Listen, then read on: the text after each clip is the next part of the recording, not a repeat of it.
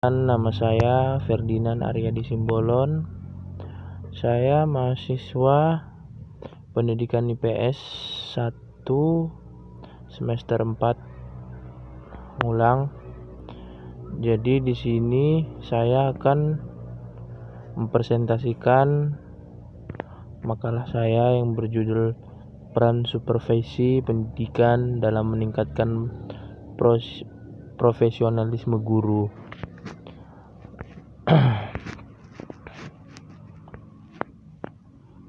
Yang pertama, peningkatan kualitas ini terutama dalam bidang pendidikan merupakan suatu keharusan.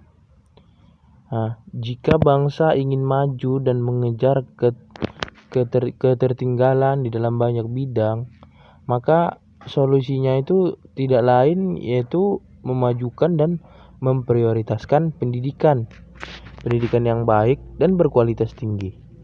Dengan pola pendidikan yang baik tersebut, dia akan dihasilkan sumber daya manusia yang baik pula. Yang baik inilah yang kelak akan menjadi pelopor pelaksana kemajuan bangsa. Kualitas pendidikan yang baik tidak hanya dinilai dari baik atau tidaknya kurikulum yang berlaku. Kurikulum sebaik apapun ini kurikulum, namun jika pelaksanaannya tidak sesuai, maka tidak akan ada arti. Jadi selama ini pemerintahan melalui Kementerian Pendidikan Nasional, kurikulum tingkat satuan pendidikan ini yang sekarang berlaku memiliki konsep yang sangat baik. Kemudian pengertian termasuk dengan pengertian supervisi pendidikan ini.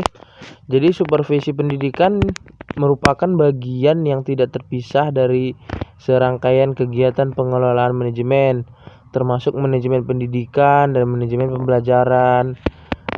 Kegiatan supervisi tersebut merupakan salah satu kegiatan yang sangat penting dan berarti dalam upaya mengetahui suatu program dan kegiatan. Supervisi pendidikan ini ialah kegiatan yang ditunjukkan untuk memperbaiki dan meningkatkan proses dan prestasi pendidikan.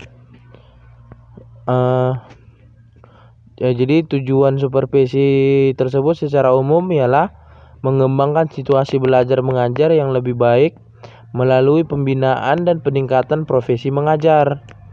Kemudian termasuk adapun tujuan-tujuan supervisi pendidikan tersebut, yaitu yang pertama membangkitkan dan mendorong semangat guru dan pegawai administrasi sekolah untuk menjalankan tugas-tugas yang baik. Kemudian yang kedua, membina kerjasama yang harmonis antara guru dan muridnya dan pegawai sekolah.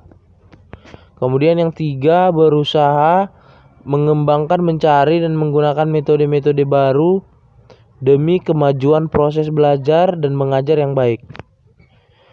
Kemudian yang keempat, guru-guru dan pegawai administrasi lainnya berusaha melengkapi kekurangan-kekurangan mereka dalam penyelenggaraan pendidikan. Kemudian fungsi supervisi pendidikan ini adalah sebagai layanan bantuan kepada guru untuk mengembangkan situasi belajar mengajar.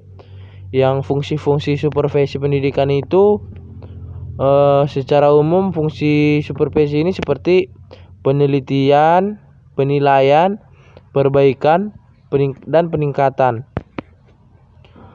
Kemudian supervisi pendidikan ini dapat dibagi menjadi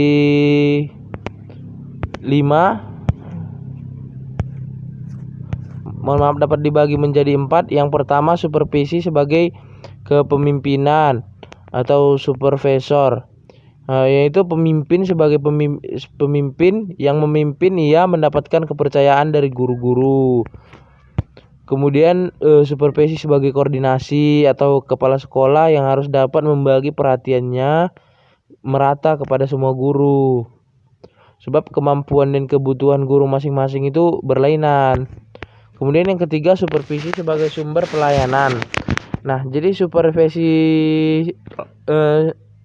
sebagai sumber pelayanan tersebut merupakan sumber bagi guru-guru, yaitu sumber nasihat, sumber petunjuk, sumber pengetahuan, ataupun sumber ide, dan masih banyak sumber-sumber lainnya. Kemudian yang terakhir ini supervisi sebagai evaluasi.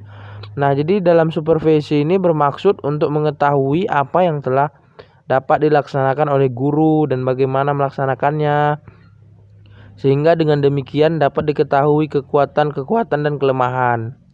Dalam supervisi evaluasi ini mengikut sertakan guru sejak peranan sampai penentuan hasil, karena gurulah yang seharusnya lebih tahu tentang kebutuhan.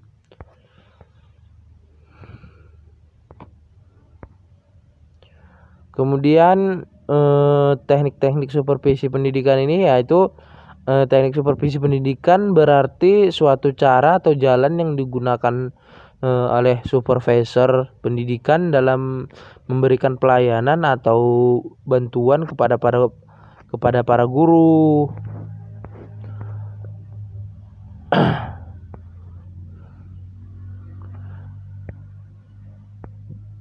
Kemudian peran supervisi pendidikan ini kemudian yang terakhir, peran supervisi pendidikan ini dapat meningkatkan profesionalisme guru. Nah, di mana posisi serta peran guru dalam pendidikan dan pengajaran di sekolah merupakan ujung tombak, bahkan bersifat menentukan isi kurikulum atau de facto, yaitu kurikulum operasional dan eksperimental, karena guru yang menerjemahkan kurikulum ini dapat mengorganisasi pesan pengajar bagi siswa. Jadi oleh sebab itu perlu terus dilakukan pengevaluasian dan peningkatan kualitas guru yang terus menerus.